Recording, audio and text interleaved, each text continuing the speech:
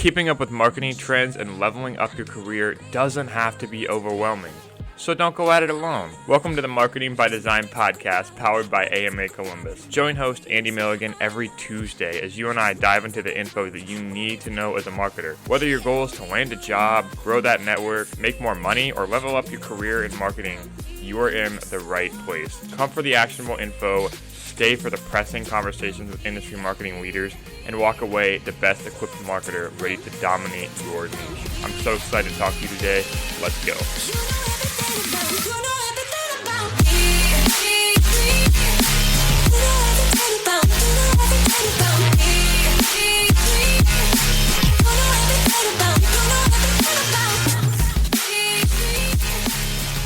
Okay, so when you think about Spotify Wrapped, this is its 9th year in production, and it's just become an absolute landmark marketing campaign. It's literally every single aspect of a marketing campaign that's so genius. Now, I've watched a ton of videos, I've read a ton of articles really diving into why this is so effective, and you'll see a ton of different industry takes, interviews with Spotify's chief of staffs. There's a director of personalization at Spotify named Holly Holder who's done a great interview on this one as well. And there's just so many lessons and things that we can take away from such a successful campaign. Not why it's not just a campaign rather, but a cultural movement that fans look forward to every single December. And when you interview people about this, everyone internally is something that they're working towards all year. It's not just something that's thrown together at the end.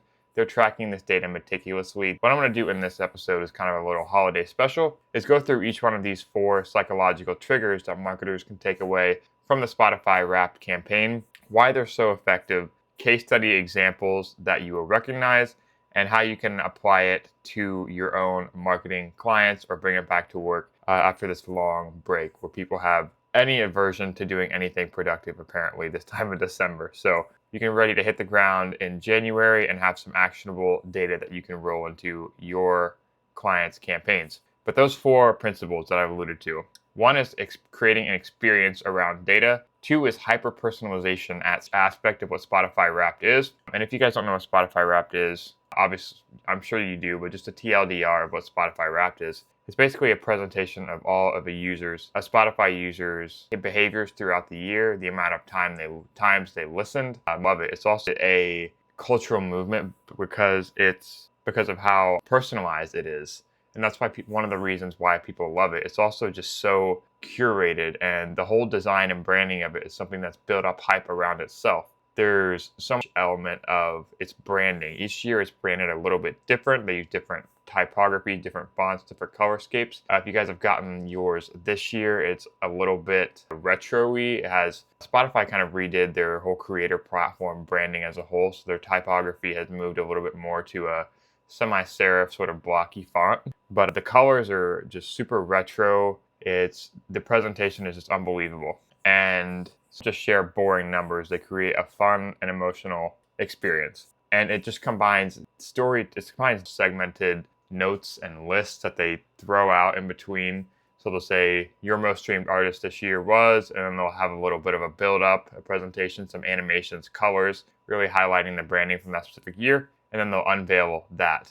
There's a lot of pride associated with people's behaviors throughout the year. And when it's looped in with the inbuilt sharing functionalities that they have, after users go through each presentation, they have instantly integrated with all the social media platforms where they can inbuilt and share it. And that's the 4th trigger that we'll talk about. But it's so resonated because it's so personalized, and it's just an experience around data. That presentation, their entire UI changes every time that So the reason that this works is because data always feels more personal when it's tied to a story, right? People can associate how much time they've listened to a certain artist or a certain song to each. People that are on Spotify never transition to Apple. I will never transition to Apple just because I'm in the ecosystem. Spotify people have a very strong brand. They're very well known for innovating and trying to over-deliver for their customers. They have done a good job of implementing tiered pricing, so they've been very transparent about increasing pricing. They've had new features like audiobooks. They're starting to really roll out some inbuilt sharing features for podcasters and stuff. But when it comes down to Spotify Wrapped, it's really leveraging the loyalty of their user base, and it does that very, very well, excuse me. So some examples of this that you can take away and some practical applications you can use when you make campaigns. You can use campaign data to create sort of a year in review for all of your clients. This is something that I did this year by sending out physical mailing cards. That's something that I did now that I have a solid number of clients and just people in my personal network that I've done business with or have tag teamed on projects with. What I did was really have a little recap of all of our experiences throughout the year, whether it was sending them pictures of our projects or just us together on the job, and also writing handers. For example, like an e-commerce client, you could say, this year, this is what we did for multiple of your products, create a little presentation.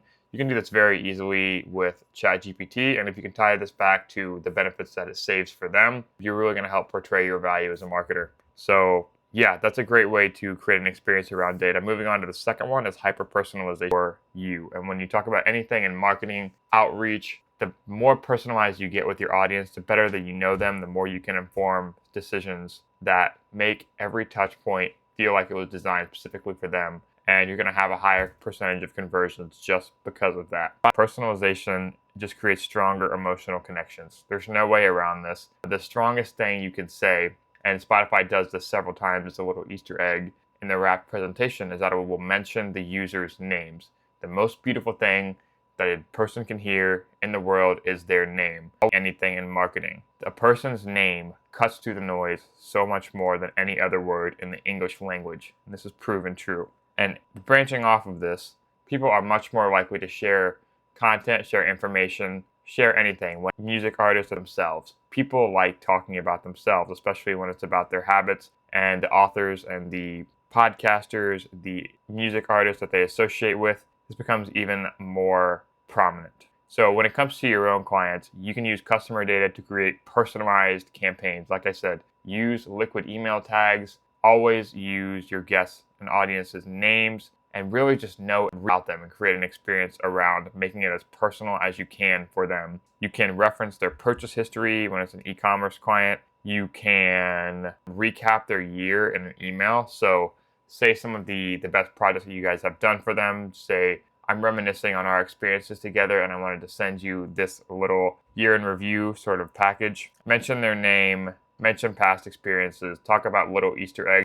The third psychological principle of why the Spotify Wrap campaign is just so effective is time-bound anticipation. So this is a very simple one. People expect it every time this time of year. And it's gotten earlier and earlier every single year. I've looked at the dates. It started at the beginning of December, and now it's worked its way back towards the last week of Thanksgiving, even into mid-November. But Spotify Wrapped is an event that users expect every year. And when the UI changes, when the dashboard changes, when they start to get notified of it in their accounts, it becomes a big moment. And you'll notice that, as I'm sure that some of you can relate to, it's so trendy this time of year. And other platforms have tried to copy this, but have not been successful. And I don't think anyone else ever will be, because Spotify were innovators in the space.